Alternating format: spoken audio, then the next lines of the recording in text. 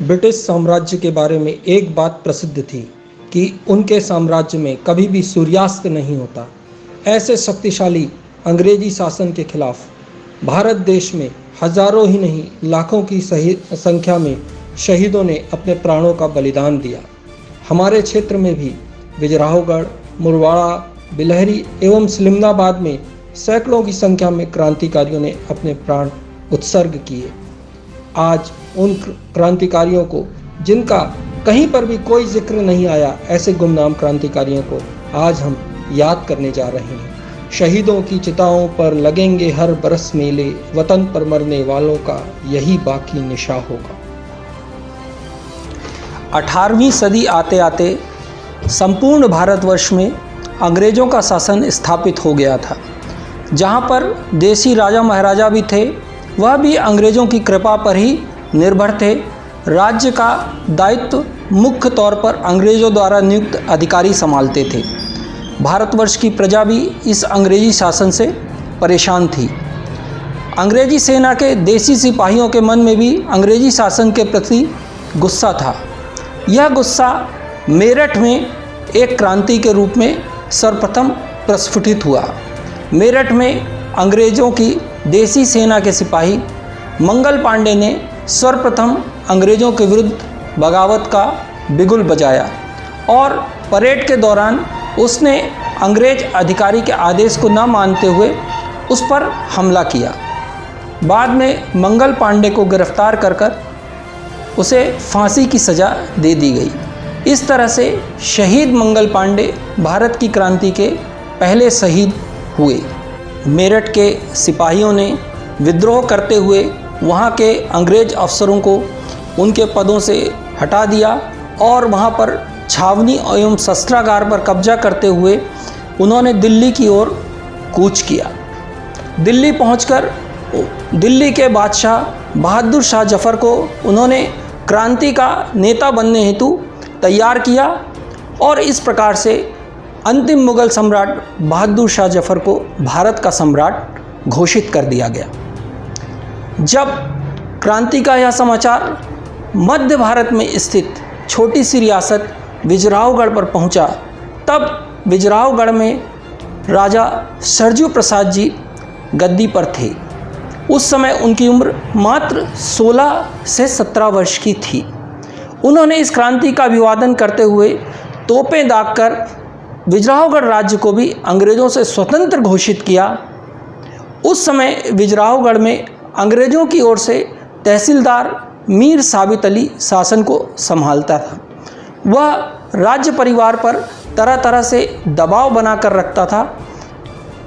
राजा सरजू प्रसाद ने मीर साबित अली को मौत के घाट उतारा और सरकारी खजाने, डाकघर, थाने इत्यादि पर कब्जा करते हुए विजराहगढ़ को अंग्रेजी रियासत से मुक्त घोषित कर दिया। तत्कालीन विजराहगढ़ राज्य से एक महत्वपूर्ण मिर्ज़ापुर रोड गुजरती थी, जो कि बनारस से चलकर नागपुर तक जाती थी। यह सड़क उत्तर भारत को दक्षिण भारत से जोड़ने में महत्वपूर्ण भूमिका निभाती थी। विद्रोही सेनाओं ने इस सड़क पर जगह जगह चौकियां कायम करते हुए उत्तर भारत के संपर्क को दक्षिण भारत से खत्म कर दिया। इससे अंग्रेज़ों की सेनाएं क्रांति के स्थानों पर जल्दी से नहीं पहुंच पा रही थी एवं वह क्रांति का दमन नहीं कर पा रही थी। जबलपुर एवं इलाहाबाद से अंग्रेज़ों की सेनाएं विजराहगढ़ राज्य को पराजित करने हेतु रवाना हुई। जब यह सेनाएं कैमूर की पहाड़ियों पर पहुंची, तब तत्कालीन विजराहगढ़ राज्य की सेनाएं पहले से ही उनके इंतज़ार में घात लगाकर बैठी हुई थी। कैमूर की पहाड़ियों में भीषण संग्राम हुआ, भयंकर मारकाट हुई। अत्यंत साधन संपन्न होते हुए भी विजराहगढ़ के सैनिकों ने नंगे पांव लड़ते हुए भी इन अंग्रेज सेनाओं को पीछे धकेल दिया एवं अंग्रेजी सेनाएं हार कर भाग खड़ी हुईं। इस प्रकार से पहली मुठभेड़ में विजराहगढ़ राज्य की विजय हुई। कुछ समय पश्चात जबलपुर में अंग्रेज़ों ने पुनः सेना एकत्र की एवं पुनः विजराहगढ़ राज्य पर हमला किया। यह दूसरी मुठभेड़ कटनी के मुड़वारा क्षेत्र में, जहां वर्तमान में दुगाड़ी नाला स्थित है, उस क्षेत्र पर हुई। 2 दिनों तक भीषण संग्राम हुआ। इस युद्ध में अंग्रेजी सेना के सेनापति टोटलहैम मारा गया एवं एक बार पुनः अंग्रेजी सेनाएं परास्त होकर भाग खड़ी हुईं। धीरे धीरे समय बीतता गया। भारतवर्ष के विभिन्न भागों में अंग्रेजों ने क्रांति का दमन कर दिया था, परंतु क्रांति के 6 महीने बाद भी छोटे से विजयराघवगढ़ राज्य को जीत पाने में अंग्रेज सफल नहीं हो पा रहे थे। जब भारत के बाकी स्थानों पर क्रांति समाप्त हो गई, उसके पश्चात अंग्रेजों ने विभिन्न स्थानों से सेनाएं एकत्र की। साथ में गद्दार देसी रियासतें रीवा एवं नौगौद की सेनाएं भी अंग्रेजों का साथ देने के लिए आ गईं। इस प्रकार से कई स्थानों से एकत्र सेनाओं ने विजयराघवगढ़ राज्य पर हमला किया। इन सेनाओं का मुकाबला सर्वप्रथम कटनी में, जहां वर्तमान में कटनी नदी का पुल स्थित है, वहां पर हुआ। कटनी नदी के पुल में बस स्टैंड की ओर सेनापति बहादुर खां के नेतृत्व में सेनाओं ने मोर्चाबंदी की एवं वर्तमान में जहां नगर निगम का भवन स्थित है, उस स्थान पर अंग्रेज सेनाओं ने कर्नल व्हीसलर के नेतृत्व में मोर्चाबंदी की। प्रातः होते ही दोनों सेनाओं की मुठभेड़ प्रारंभ हुई। अंग्रेजों का तोपखाना शक्तिशाली था, उसकी मार से देसी फौजों को नुकसान होने लगा। कुछ खलबली मची। सेनापति बहादुर खां इस स्थिति को समझ गए। वह अपने कुछ चुनिंदा सैनिकों को लेकर दूर स्थान से, जहां पर उथली नदी थी, वहां से नदी को पार करके उन्होंने अंग्रेज सेनाओं पर पीछे से हमला किया। इस अप्रत्याशित आक्रमण से अंग्रेज सेनाएं घबरा उठी एवं देसी सेनाओं ने अब चारों ओर से अंग्रेजों पर आक्रमण किया। सेनापति बहादुर खां साक्षात काल बनकर अंग्रेजों पर आक्रमण कर रहे थे। उनका उद्देश्य अंग्रेजों के खेमे में घुसकर कर्नल व्हीसलर को मारना था। अंग्रेजी सेनाओं को काटते मारते वह कंपनी बाग, जो कि जहां पर अभी नगर निगम क्षेत्र स्थित है, वहां पहुंच गए। परंतु विधि का विधान कुछ और था। अचानक एक गोली लगने से बहादुर सेनापति बहादुर खां शहीद हुए। उनके साथियों ने उनके शव को वहीं एक गड्ढे में छिपा दिया। सेनापति के घायल होते ही देसी फौज में खलबली मच गई और देसी फौजों की पराजय हुई। 2 दिन पश्चात जब सिपाहियों ने आकर शहीद बहादुर खां को उसी स्थान पर दफन किया, बाद में कुछ समय के पश्चात उस स्थान पर नागरिकों ने एक पक्की कब्र बना दी, जहां सैयद पीर की मज़ार के नाम से जिस स्थान को हम आज देखते हैं। अब अंग्रेज सेनाओं ने कन्हारा की गढ़ी, झुकेही की गढ़ी को जीतते हुए विजयराघवगढ़ के किले पर आक्रमण किया। विजयराघवगढ़ के राजा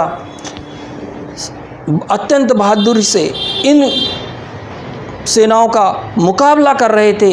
साथ ही रियासत का बच्चा बच्चा भी अपने राजा साहब के साथ कंधे से कंधा मिलाकर अंग्रेज़ों का मुकाबला करने हेतु तत्पर था। राजा साहब के सेनापति सरदार कृपा बोल, सरदार राम बोल, नैनी देवी इत्यादि अत्यंत वीरता से सामना कर रहे थे। 11 दिनों तक भीषण युद्ध चला, परंतु अंग्रेज़ों की सेनाएं शक्तिशाली थीं, संख्या में अधिक थीं, तोपखाना अधिक था।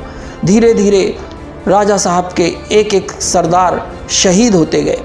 वीर नैनी देवी ने जब अधिसंख्यक सरदार शहीद हो गए तो वीर नैनी देवी ने मोर्चा संभाला और अत्यंत उत्साहपूर्वक उन्होंने अंग्रेज़ों पर गोलाबारी जारी रखी।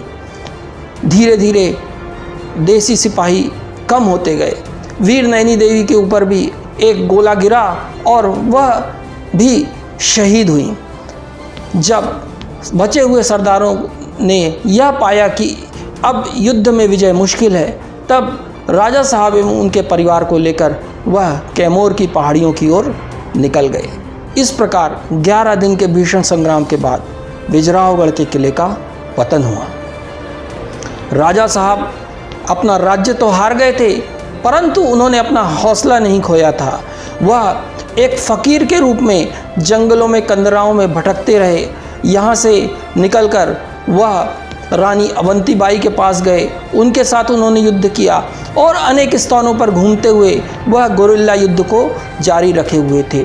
अंग्रेज़ों ने उनके ऊपर 3000 रुपये का इनाम घोषित किया और जगह जगह पर उनकी खोज करते रहे, परंतु वह उनको ढूंढ पाने में सफल नहीं हो पा रहे थे।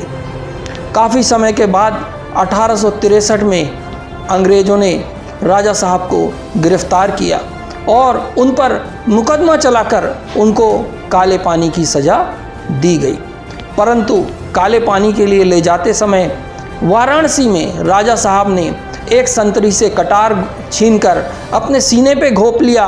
उनके अंतिम वचन थे कि मेरे राज्य का एक छोटा से छोटा व्यक्ति भी गुलामी का जीवन नहीं पसंद करेगा, मैं तो तब भी उनका राजा हूँ। उस समय में शहीद राजा वीर सरजू प्रसाद की उम्र मात्र 25 वर्ष की थी।